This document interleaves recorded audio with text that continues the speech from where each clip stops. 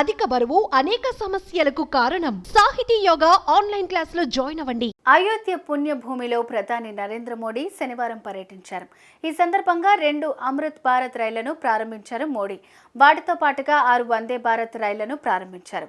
అయోధ్యలో సరికొత్త హంగులతో నిర్మించిన రైల్వే స్టేషన్కి అయోధ్య ధామ్ జంక్షన్ అని పేరు పెట్టిన మోడీ శ్రీరాముడి స్ఫూర్తిని ప్రతిబింబిస్తూ నిర్మించారు రైల్వే స్టేషన్ని. శిఖరం, విల్లు, బాణం, 4 ఎత్తైన గోపురాలతో 11,000 చదరపు మీటర్ల విస్తీర్ణంలో ఈ స్టేషన్ను నిర్మించారు.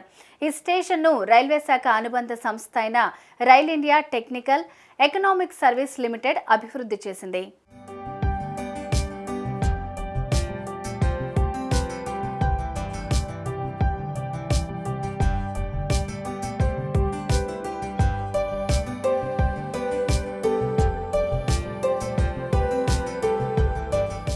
కాగా మోడీ ప్రారంభించిన 2 అమృత్ రైళ్లు మన ఏపీలో కూడా ఎంటర్ అవుతోంది.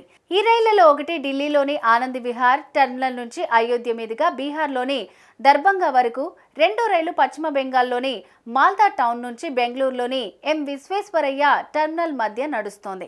అయితే మన రాష్ట్రంలోని శ్రీకాకుళం, విజయనగరం, విశాఖపట్నం, తుని, సామర్లకోట, రాజమండ్రి, ఏలూరు, విజయవాడ, తెనాలి, చీరాల, ఒంగోలు, నెల్లూరు, గూడూరు, రేణిగుంటల మీదుగా ఈ రైలు నడుస్తుంది. అయితే ఏపీలోని గూడూరు, రేణిగుంటలో మాత్రమే ఆగుతుంది. ఇక జనవరి 7 నుంచి రెగ్యులర్గా నడవనుంది.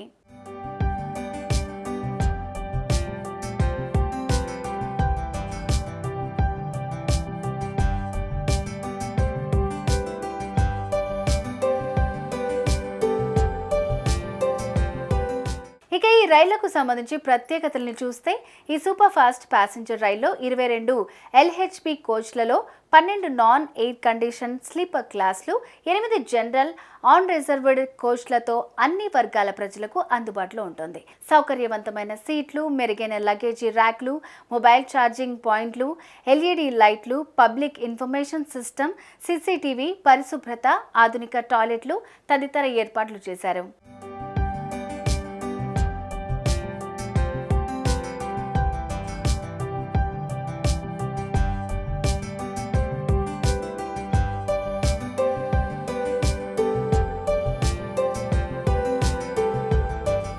ఇక ఈ రైలు కిలోమీటర్ నుంచి 50 కిలోమీటర్ల లోపు ప్రయాణానికి టికెట్ ధర 35 రూపాయలు.